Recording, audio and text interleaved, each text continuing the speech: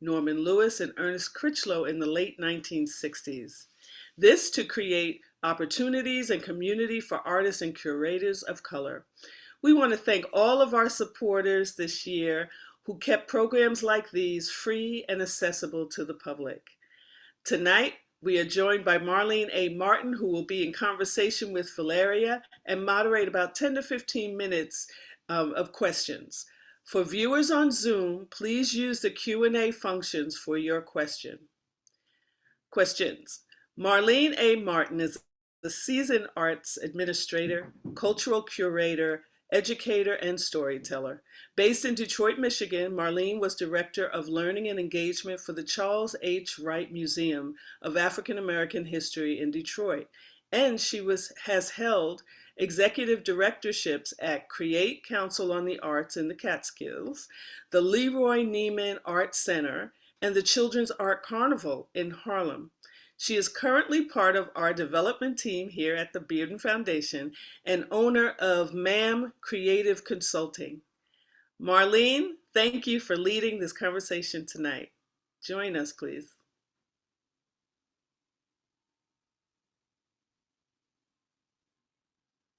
There you go. Hi, Marline. Thank you. Hi, I'll turn it over Deirdre. to you. Okay. I had to get on that flight from Detroit. Thank you. Good evening, everyone. And as Deirdre said, I'm Marline Martin. I'm happy to serve as the moderator tonight for the Cinque Artist program presented by the Romeo Bearden Foundation. We're delighted that you can join us for this conversation, which I hope to be intimate and inspiring with this extraordinary artist, Valeria Ann Watson. Tonight's program will run about 1 hour. We encourage you to use the chat for greetings, and if you could just let us know where you're watching from, that would be helpful, and also for some reflections throughout the talk. But please submit your questions through the Q&A in the Q&A box, and we'll be able to address them there, and as many questions as time allows. So Deirdre already acknowledged the mission of the Bearden Foundation, but I just wanted to reiterate the idea behind the Cinque Artist program is to uplift, amplify, and support the creative process of artists of color who continue the legacy of innovation, storytelling, and experimentation embodied by Romeo Bearden. So with this in mind, I would like to introduce you to Valeria Ann Watson. She's an immersive visual artist from Asheville, North Carolina, whose career spans more than 4 decades. Her creative practice ranges from drawing and painting to collage, sculptural assemblage, and mixed media environments. Her work often features layered self-portraiture, what she has called an icon of her spiritual ordination, and explore themes of identity, gender, bodily autonomy, spirituality, and the lived emotional landscape of Black womanhood. She incorporates recycled and found materials in ways that elevate ordinary objects into deeply expressive vessels. Over the years, her work has been featured in gallery exhibitions, public installations, and community-based projects that reflect her lifelong commitment to creativity, activism, and truth-telling. And we're honored to have her with us this evening. Please join me in welcoming Valeria Ann Watson. Hello. Hello. Thank you. Thank you. That was wonderful. Glad to be here. Oh, great, too.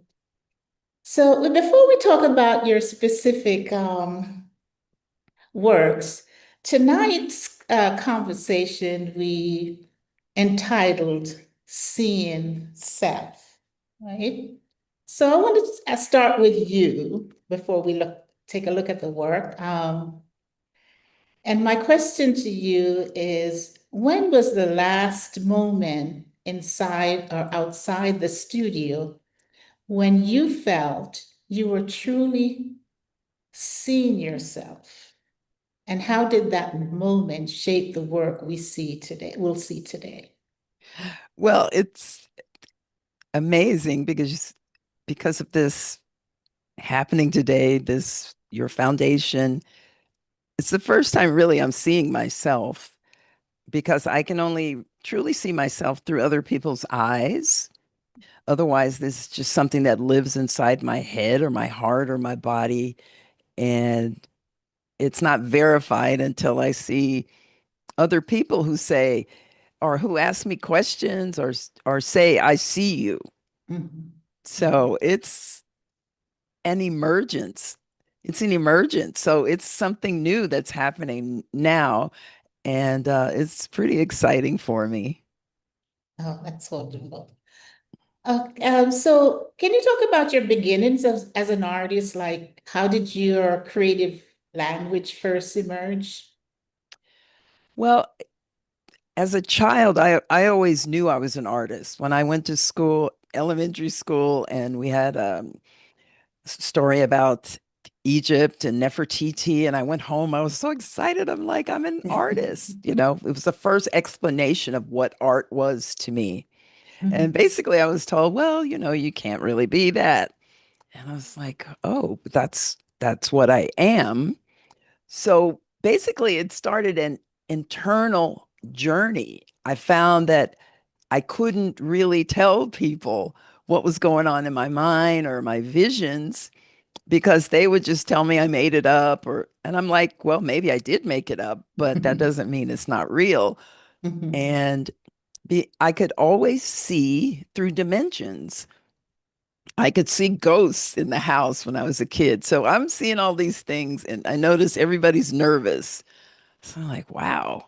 But I could draw them. Mhm. And my grandmother, we always watched Lawrence Welk.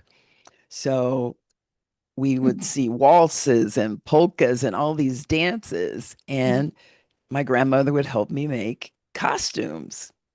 And then I would impose them on my cousins, in Denver. And we would put on shows and try to have music and do all of these things that were really kind of unusual, you Mhm. know, but it was just something that was all around me. My grandmother's either crocheted or knit or sewed and baked in the kitchen. And I could see these things. And I lived in a magical world that was very internal. Because I remember times I would just scare my sister by telling her, oh, let's get on this spaceship and we'd go somewhere. And then the Martians would come and then she would get scared. And I was like, oh God. And then she would tell my family. And so, anyway, I was always like kind of getting myself and my sister and other kids in trouble for doing things that were just unusual. Okay, very imaginative. Why don't we take a look at some of your artwork Okay. before we delve any further, so some of our audience could have an understanding. So can we have our first slide? I am This Africa. slide is I Am Africa, yes. So what does claiming Africa signify in your artistic and personal identity? Well, again, it's a thing that was, as a child, denied. The truth of what Africa was denied to me. Mhm. So as I look at my canvas, the word Africa and the Africans, my ancestors, are in the ground, but they're rising out of the ground. And I see myself then as this almost like a lion or a vampire or something that is coming up out of nature to reclaim Africa and find out what Africa really is. And the branches on the side are always symbolized to me the redemptive power of nature. And then Mm-hmm. at the top, I have these Egyptian symbols Mm-hmm. and always looking at rebirth, reincarnation. I was always searching for the truth. What is the truth of Africa? Because it can't be what these people are saying. So that's part of this. And feeling like I'm fighting for it, fighting for the right to tell Mm-hmm. people what it is. Mm-hmm. So this piece is, you feel it's more of a rebirth for yourself? Yeah, it was part of a series that I Uh-huh. did called the Torture Church, Mm. and where some of the pieces were the people who were in Abu Ghraib and being tormented by American soldiers. Mm. So not only do I have those three figures at the top, which is a photograph from some of those prisoners, but I put my face on them. I, collaged my head onto those figures. And it was basically an exercise for me to develop Mhm. and it also allowed me to heal so that this anger or righteous indignation was not harmful, but was released in a creative way. So I could Mhm. actually put that liberation into the painting.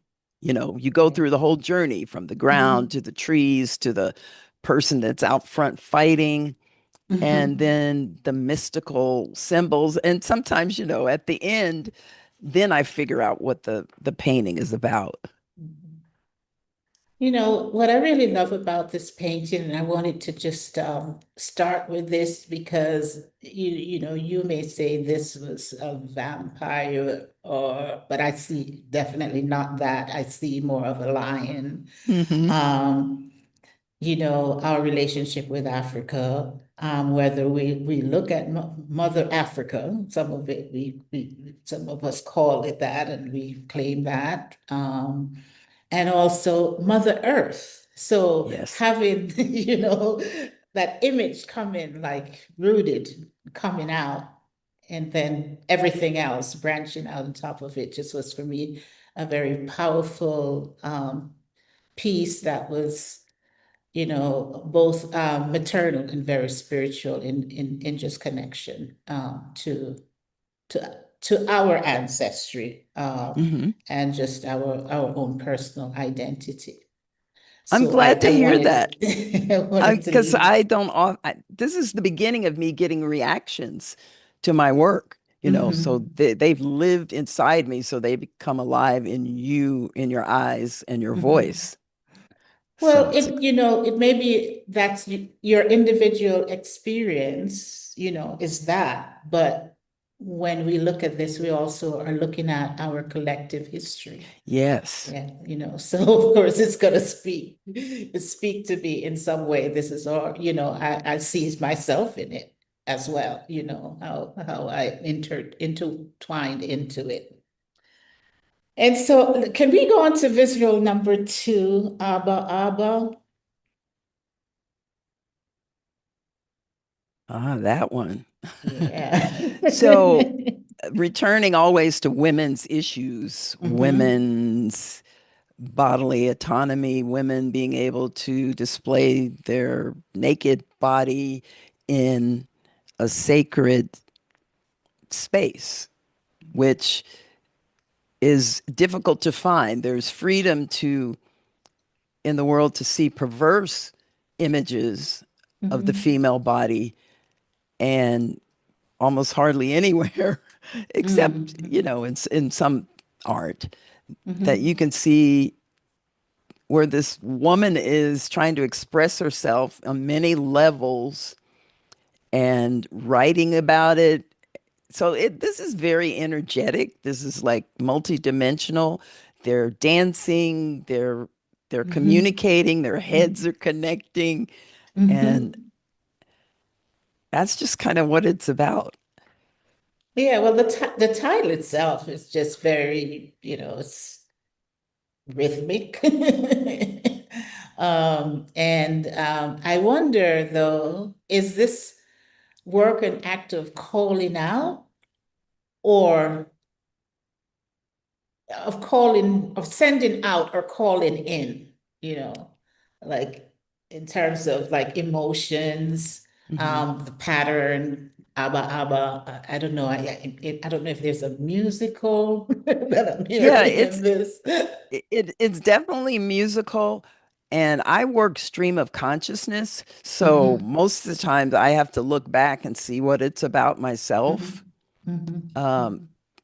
don't know why I chose that So you title. didn't have any performative intention with this or any. No, Okay. most of my art, I just enjoy doing it. Mhm, And like Michelangelo said, he sees the form in the stone or whatever he's carving.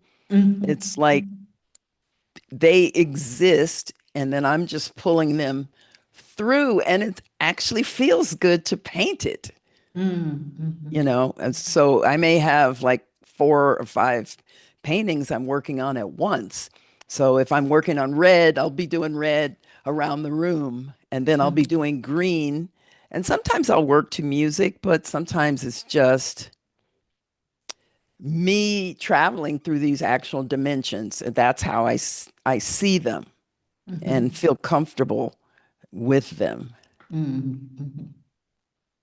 Okay, let's do number three because I want people to get a sense of your work and visual number three.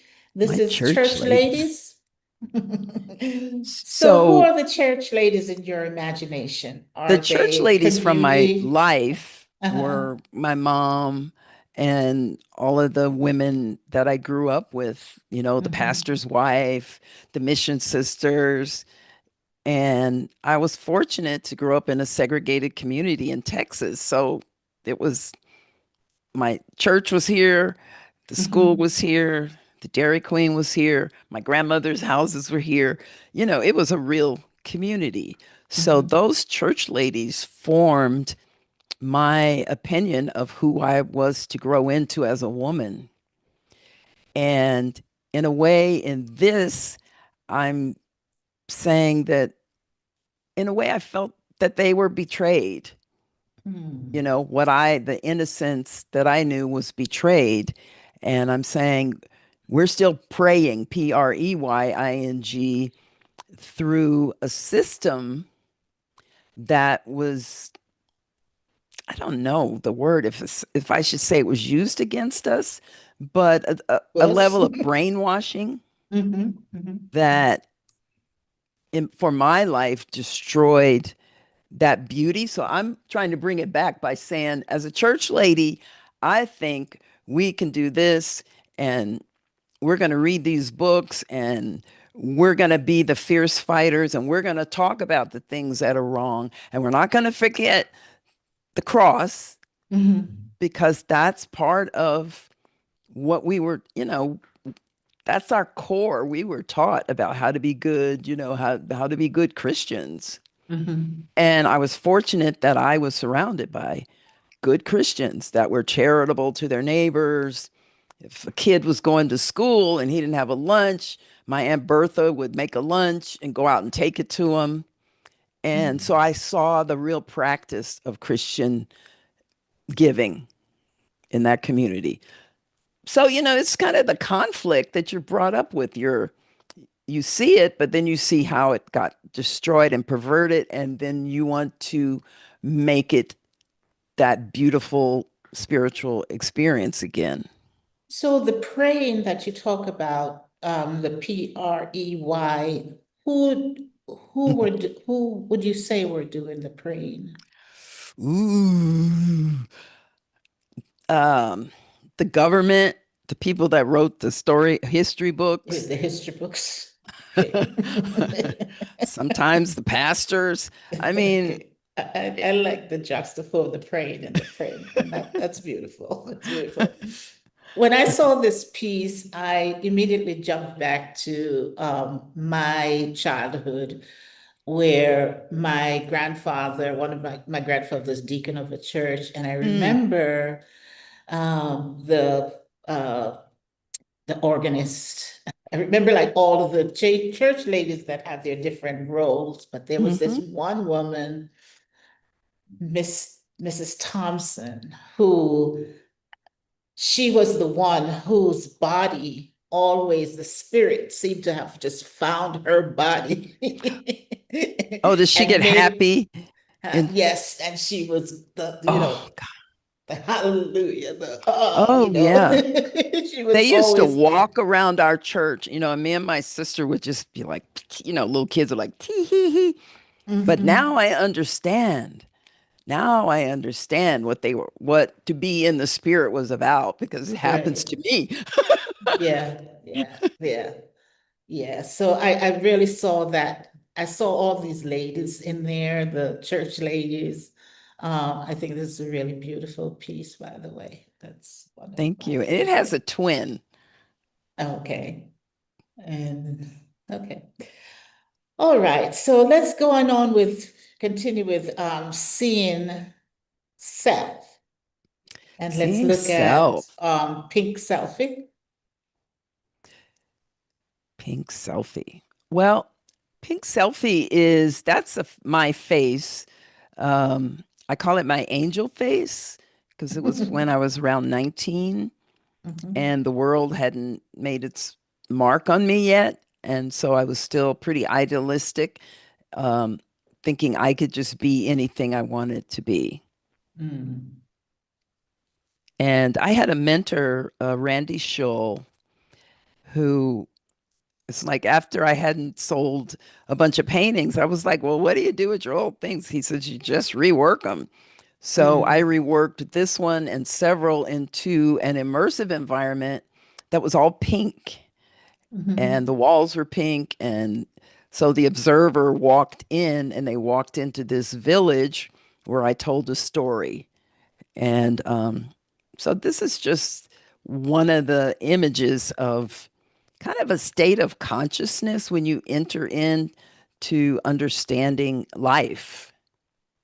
And mm, when you get to the end, there's this like altar of the divine feminine. mhm, mhm, mhm. Can you talk about what are some of the materials that you used to make this So piece? Mm, yeah, this one is well, it's painting, it's photography, it's acrylic. Around the edges are raffia and a flower at the top, an artificial flower, and lace, which I wanted to give it again. I think it's French. To me, it's kind of French mhm, in bringing all these kind of girly, etheric colors and textures together. mhm. When I first saw that, her eyes reminded me of Betty Davis, not the white one, the black one sings. Uh-huh. I mean, that's your eyes, but that's who this reminded me of when I saw that. Yeah, I was hoping And it was archetype or yeah, or all you have to do is like reduce the amount of color and then it becomes every woman. mhm. So um, what was it? There was something I wanted to ask about this piece. I guess it was the place. I guess let's move on to Asheville because I want to find out how these two pieces might connect with each other. This is Asheville, North Carolina. Well, this And one, see, see the figure of me near the bottom with my fists like this. So where the other was my angel, this was my rage. right, right. That's my and I was just like, Um, mhm, and then there's a character, my Raggedy Rihanna character, where she has Mammy in one hand and Black Jesus on the cross in the other. So mhm, that was a photograph taken from an actual Buto street performance we did. mhm, And I wanted to be able to, I wanted to put my name in it. And I always have Frida Kahlo it, you know, at in my mind, because she was able to show her pain and bring people into her life, which is unusual for a woman. Mhm. And believe it or not, so this was done in 2018. RAD is the River Arts District. At the lower left is my goat, Thor Storm. And on the right is the current president, who was president in 2018 also. So it's funny because I was kind of hoping to erase him. Can't get rid of him. There he is. There he is. There he is. So it's kind of a cheers. Um, I think this definitely just has more complexity. And Mhm. there's actually me upside down nude in this also. Mhm.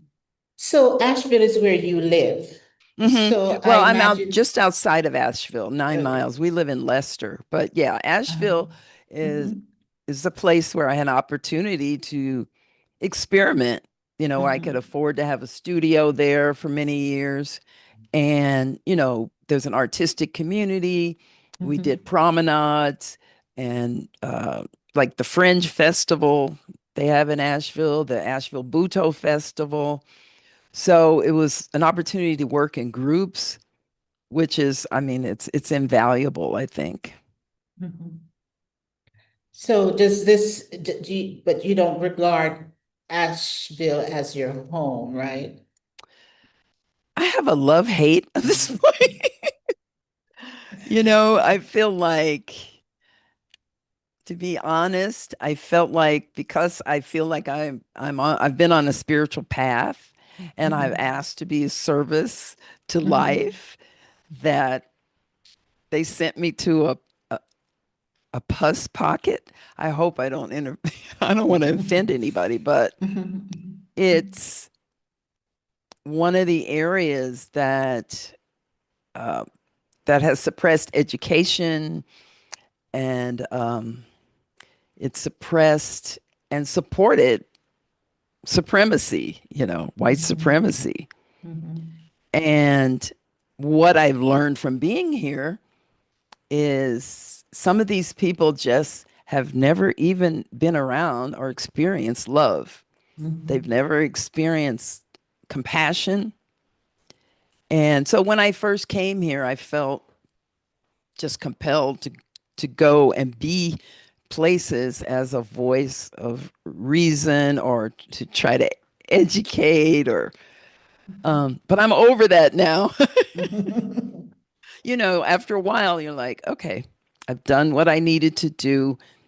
I've learned to just be love myself and put that into my art. Let's talk about the materials again that you use. Hmm. What does it mean for you to transform these materials into art? What do they give the work that's just more than the traditional mediums? Hmm. Like, I see the painting Well, is there, but there's so much more. there's the main thing is because I've done so many different things, and I don't know what people would call my type of consciousness. It's like Mhm, I see all, like, through dimensions. I can see through the ground. I've had many, so I feel like this is like a lifetime where I choose to ascend.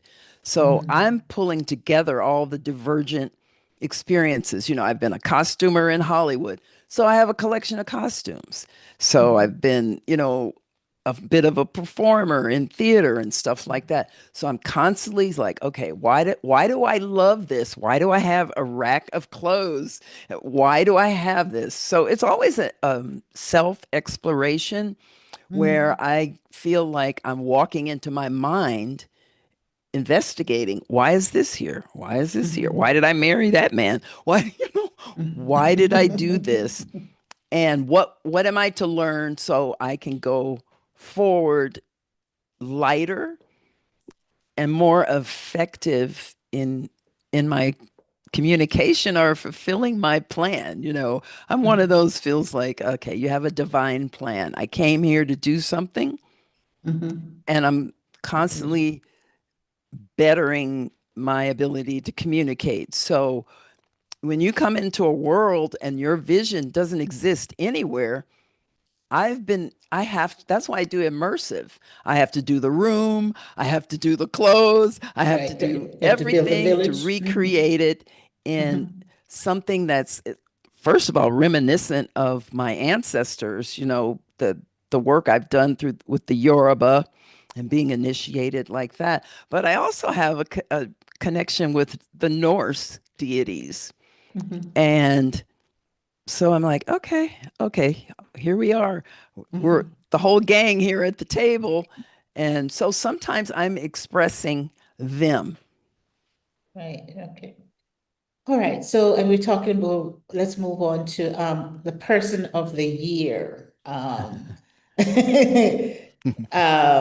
Who's the person of the year in your view? Is that subjective, symbol, or self? This It piece. always starts with me. Uh-huh. And again, this whole issue of am I being seen in the world? Mm-hmm. So that's Mm-hmm. why I put my face on Time magazine. And I'm the teacher in the middle reading from, I can't even, what does that book say? Does that say person of the year on the book, right? And of I course I can't have on see my that. church lady hat, Mm-hmm. but again, at the bottom is the earth, the soil. And in that Mm-hmm. soil is like Ellen Sirleaf Johnson. It's all of these different Black women that, yeah, maybe we heard of, and then they go back into the unseen again, unless we bring them out through our Mm-hmm. conversations about them. Mm-hmm. So I always think things aren't ever one thing, they're always Mm-hmm. all of the things, because you start somewhere, but it always reconnects. It's like the Ouroboros. It's always the snake eating its tail. It's Mm-hmm. reconnecting, and that's where I am in my life, where I can finally like, oh, I understand because I have 50 years of asking myself these questions and Mm-hmm. expressing them through color and paint and costumes and moving and dance. Right. And let's move to priestess. You That talked one. about being in the Yoruba culture, and so this piece, can you, um, is that your icon of priesthood? Yeah, so What? well, and it's a cutting board. So these are two Right. sides of a cutting board. So there's my angel face, my innocent Yeah. face, and Mhm. then the one at the bottom is my initiated priestess dream. So there's Mhm. my innocent nude body and the issue of bodily autonomy and making the world the way I understand it, where it would be kinder, more gentle, as Oshun, who's I'm a priestess of Oshun, Mhm. um, fresh water, healing, love, um, and eroticism, actually the energy of attraction. So Mhm. that's what I was attempting to express with this, her colors, yellow, and then the Mhm. earth colors. So your creative process seems to embrace ritual and spiritual agency. It seems to show up a lot in your Yeah, work. I always, whatever I do is always a ritual. I mean, whether it's performance, painting, and probably a lot of artists that, you get that paper and then you got to do the ritual Mhm. to make that thing come from the etheric to the physical, all that spelling, writing, the things that we use to manifest. Mhm. So do you have a ritual that you do before you go to the studio or you go to create the work? Well, I wake up in the morning and I do my morning rituals. It's like I named myself Ialo de Buncombe County. That means mother of Buncombe County. I haven't told other people that. It's just an internal thing I do. So that means I get up, I make calls, facing the east, calls for myself, calls for my family, which is more than prayer, but just demanding and commanding what should be in my, I don't know, just trying to change the vibration of things around as I've been trained. So I've been trained as a priestess. I was in the teachings of the Ascended Masters for years, where I live like a nun. I've been a Zen student. So that's just a part of how I operate. I see something, it's energetic. So I bring my energy and bring it into my heart and seek balance. And I'm hoping that when people touch these things, they touch the light that's in these. Yes. Touch it, find it, embrace it. Okay, move on to the next image for me, please. The next visual, self-odabo. Yeah, self-odabo Yeah. again. Can you tell me what the term odabo signifies? Well, odabo is goodbye in Yoruba. And so there's this energetic lion person, and she has this book, which is the story of the Negro, and she's not really happy about that.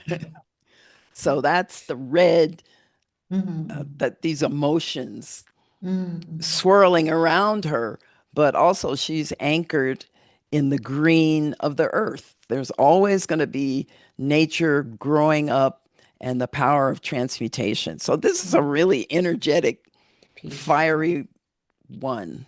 I love this painting. I love this painting too. And you talked about being a child of Oshun. But in this painting, I kind of see the marriage of Shango and Oya. Oh, you got it. You got it. Definitely. Yeah. I definitely see that there. Again, there's in your work what I'm noticing these layers of selfhood, right? And it's like you're developing a coded language, which is somewhat masked, but at the same time very declarative, Yeah. right? And in each piece, I just see performance. Right, because there's a doll there. Yeah, And I actually made casts of my nipples and put them in the painting. There's just all kinds of rebellion and non-compliance, and just no, it's not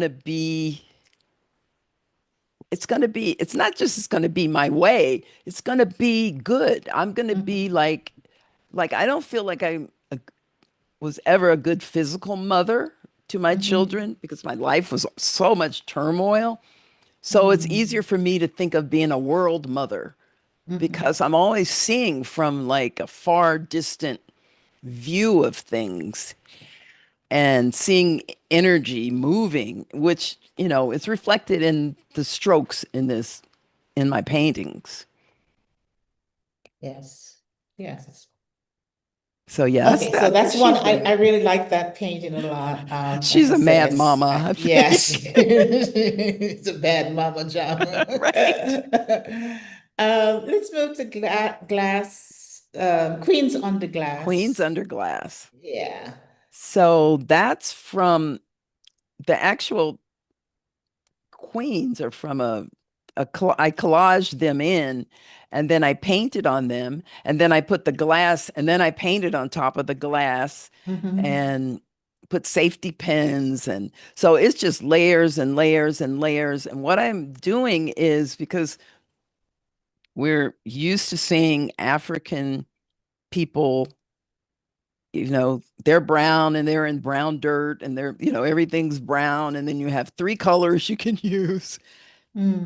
So I have these are the way I see the etheric. We're surrounded by gold and butterflies and birds and hearts and this sweetness that I felt I never saw uh, being represented. So, but the sweetness is there. And I like painting on glass because if you get close to this, you can look into it. So you can like enter in It and you changes your can't viewing really, experience. yeah, you Yeah, can't really yeah. take good photographs of it. I mean, this looks really amazing in person, and it'll never be recreated Right. in its full reality. So you have to see it. Most of my art, you have to see it. You can touch it. There's physical things that stick out of the paintings or break the edges, or there's always some rebellion against what is. Well, also this piece kind of, the queens, I feel like you're protecting us, by putting it under Well, I glass, feel I've under, had to do over. that because, Yeah. when I grew up and, National Geographic and all these magazines, there's always these African women with no tops on in their natural, innocent beauty. Yeah. And then when you grow up, you find, oh, well, that, I mean, it's like, men tell you, well, yeah, I knew where I could see some naked women. I'm like, this is not Playboy Yeah. magazine, folks. Yeah. We have It's about just 3 minutes left in our cool. conversation. Okay. And no, it went by fast. I want to just show talk, no talk. Thank you. Uh, And you want to talk about this a little bit, just what role does this play in your work overall? so again, it's showing through dimensions. These are thoughts, these are dreams. The lady with I call it's not a Pegasus. I made up a name for the horse looking thing. I call it a flying Iroquois. Mm, mm, And then the other one has a version, I think, of a church hat. And then I That's might have some people in there that are surfing on, I just, surfing through the sky. And talk no talk is, I'm just realizing is kind of what my life has been, that I've been able to talk through these things I draw, and I'm just beginning to talk physically to other human beings that are my peers. So I'm just discovering that. Okay. I won't tell you my interpretation of it, but I wanted to ask one more question. What does it mean to you to be part of this Bearden Legacy conversation, or to be part of this You, conversation you tonight? talk about good karma. I I feel like I was so inspired by Romare Bearden that started me in this whole collage process. And to be with people that carry on his legacy, I don't know, is that my destiny, or it just makes me feel very, very honored, and that all of this training, all of this study that I've done can be used to benefit others and carry on. I mean, like I'm catching on to his legacy. I'm just like, it's so really exciting and an honor. Okay, wonderful. I don't see any questions in the Q&A. And so let me go into the chat to see what's there. Okay. This is my friend Uh, Sharky. She's a Thank you, tattoo friend. Sharky. How did you get started as an artist, and how did you arrive at your particular collage techniques? It was one of the as soon as the first time I heard of Romare Bearden, I started doing that because otherwise I had been doing, trying to remember, could it have been Mhm. right after high school where I was doing more than drawing and we started doing collages or transfers, which allowed me to, so if you can draw, I can draw. I can draw realistic looking, but that wasn't enough for me. I wanted to show the emotion or the different dimensions. And yeah, I mean, I think elementary school, really, I knew that this was my Yeah. thing, not only drawing, but then having costumes to somehow tell these stories. Mhm, mhm. I think you did mention before we did talk a little bit about how when you started was in high school, Hmm. Where I and started winning awards for things, right. Oh, so, contests. so you're an award winner. Yeah, from high school. I still have all my certificates and things. Okay, I kind of, oops, there's a lot of management going on back and forth with my screen here. I don't see any other questions, but uh, I'm let's excited to be see. able to share my work with other people, to have them ask me questions because, like I said, otherwise it just lives inside my Silently. interior chateau. Yeah.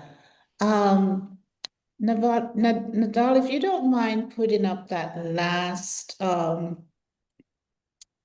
slide, the montage of Valeria's work, I would Oh, appreciate that. performance. The performance work, yes, I would So appreciate the that. ones on the left, this was really memorable because I performed this the corner of Eagle Market Street in Asheville in front of Mm-hmm. the Young Men's Institute, which is the oldest Mm. African American cultural center. And I had on a suit that belonged to my mom and a hat that was given to me by one of the church ladies. I had the luggage that belonged to my grandmother, and I Mm. had a basket full of brown dolls. So we walked from Zion Church up the street to the corner of Eagle Market Street, and I just unpacked my bag and put my little black children, and I put up a clothesline, and I just made myself at home. And then at the end, of course, I had to become the lion and run around Mm. the corner. The one on Mhm. the right, this is my 75th birthday, and I'm at Versailles. And I'm wearing a cloak that I made, the dress I made, the hat I had made 40 years ago, and I just folded it into a tricorn. So I took my costume and it was all in a bag. And after we had done the tour, I went out and I just put my costume on and we got some good shots here. And then I danced all the way out the front of the promenade at Versailles. And I feel like I've lived there before. This is my second time visiting Versailles. Mhm. And yeah, I think I was there at one time, another lifetime. Okay, I'm gonna ask one more question because I don't, let me just check again with the chat to see if there was anything. Oh, two new messages. Oh boy. Okay, oh, okay. Here's one. How does your experience with tattoo feed into your work? Well, again, it's finally all coming together Mhm. because my tattoo granddaughter Sharky found me in some photos and tattoo history back in the 70s. Mhm. So as my art is coming out into the world, my tattoo art is also, because I was foundational doing tattoos in New York City underground in the 70s. Whoa. And so Sharky found me. And so all of these, I am finally able to put all myself together as a tattoo artist. I mean, it's just all the art, Sharkey published that magazine of me. Mm. And so now a whole generation of younger people are finding out about me. Mhm. And like I said, I just got on Instagram and people are coming out of the woodwork. There was an interview with me in Wow. Denver where I'm talking about tattooing and Hell's Angels. And I was like, oh my God, I didn't know I said all that stuff. But like, I'm a tattoo grandma or great grandma. It's pretty fun. That's pretty fun, is right. Were you affected by the storm in Asheville that affected so many artists? Yeah, I mean, I had moved my studio out of the River Arts District, so I didn't get washed away in that way.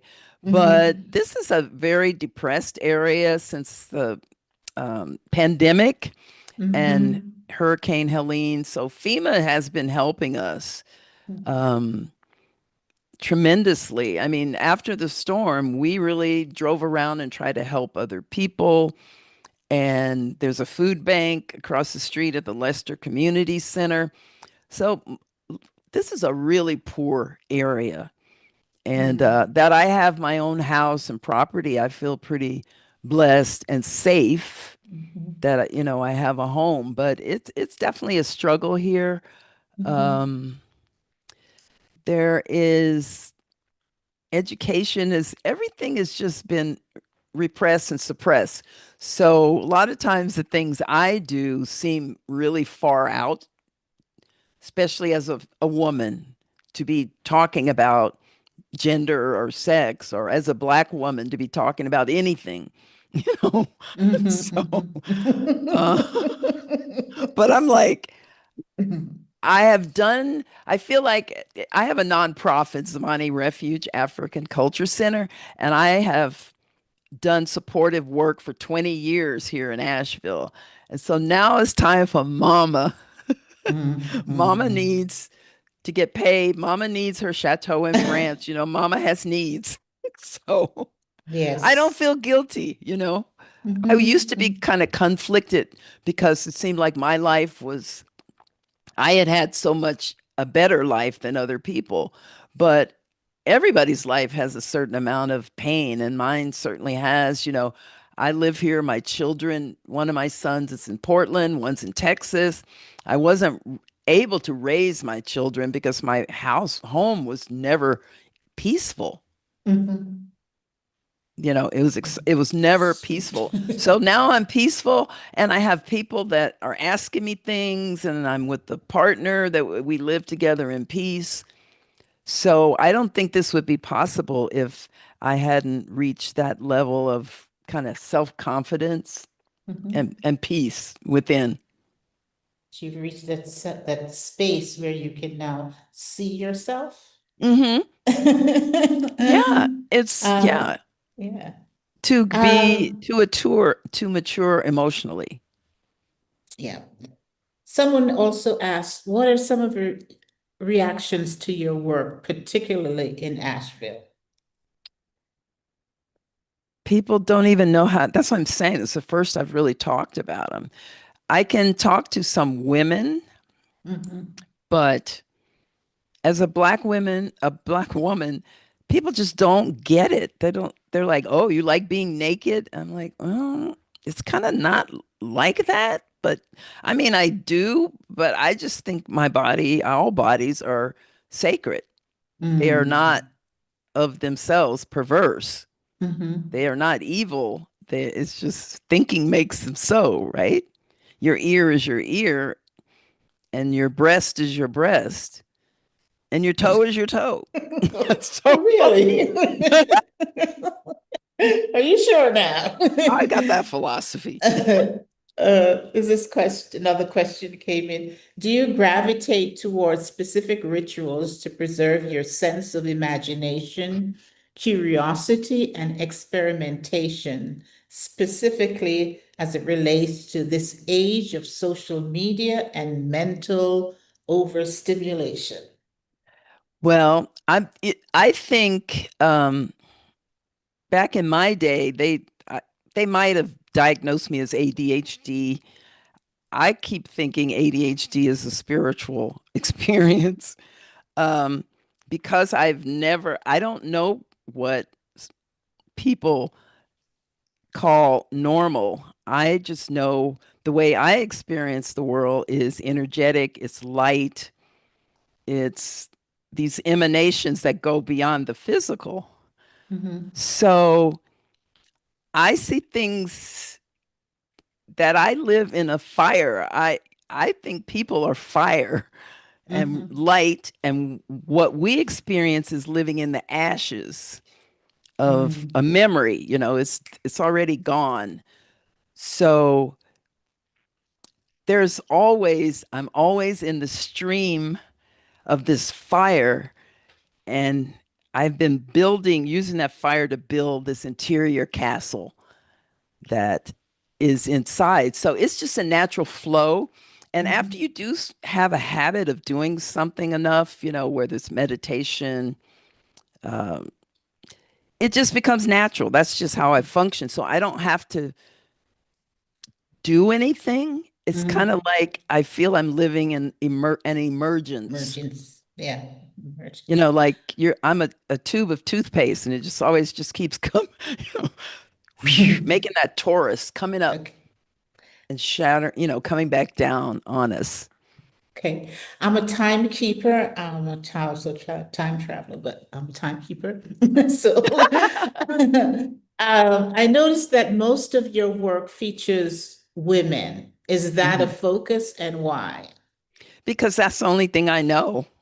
Okay, thank This is you. the way I was born. I don't know men, and I don't see black women Uh, mirrored. Mirrored, yeah.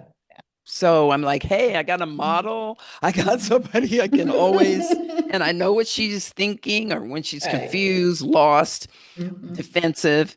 So I can express that. And I know, at least for one thing, other women, other black women can identify with With that. that, or queer people, always feeling like you're an outsider, always masking to make other Mhm. people feel comfortable.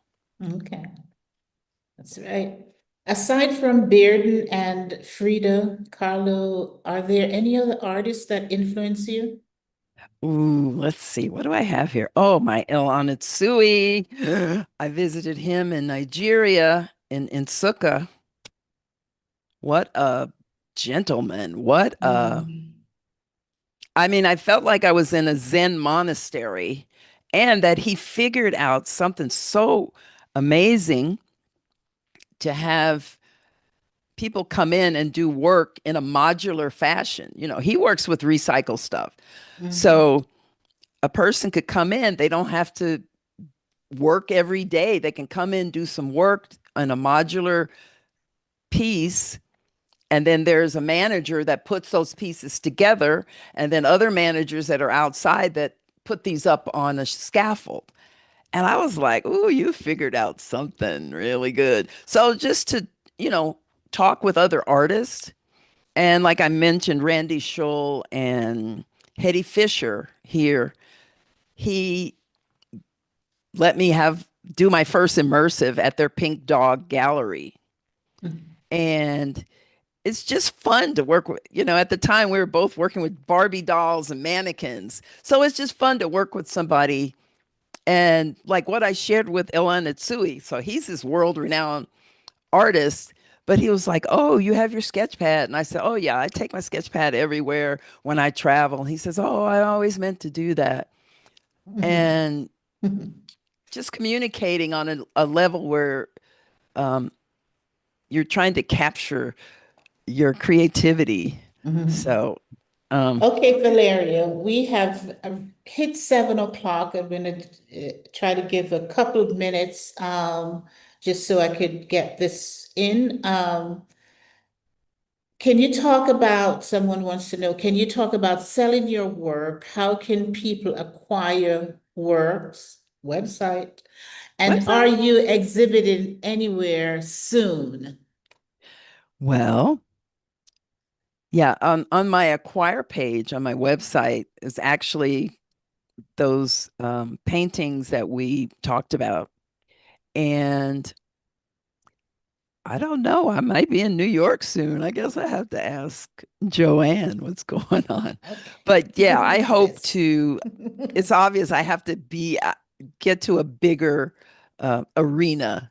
So I'm looking forward to that. And I'm also going to Texas to Sharky's going to bring me up to speed with tattooing. So there's something new happening that Something. maybe ceremonial, tattoo, environment, art. You I are don't know. looking for your future audience, right? I am. I Yes. really am because yeah, Okay. I'm looking to jump out internationally and meet my peers and meet collectors that realize how important it is to support a Black female artist that has consistently, without basically any outer support until now, continued to do my art, just continue to draw, paint, sculpt. So, So thank you. This has been a pleasure and a blessing. Ashe. Continued blessing to you.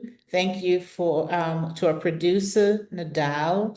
Thank you to both the co-directors of the Romeo Bearden Foundation, Deirdre Harris Kelly and Joan Bryant Reed. Yes. If you want to learn more about Valeria's work, visit her website at valeriaannwatson.com. And if you look on your page right now, there's also her Instagram handle. Oh, good for you. Yeah, that's my new one. Mama That's her. Scarabus. So that Yes. was Scarabus Tattoos was the first tattoo shop I had in Phoenix, and I named it that. So coming back as Mama. Thanks to Harlem One Stop and the Harlem Cultural Collaboration. Again, my name is Marline A. Martin. It has been such a pleasure to be with you this evening, and I wish you all a very happy, a very joyous, and a very peaceful holiday. May your blessings be abundant, Ashe. and we will see you. Keep in touch with the Romeo Bearden Foundation, and we will see you in 2026. All right. Thank you, Okay. everyone. Thank you. Good night. Night.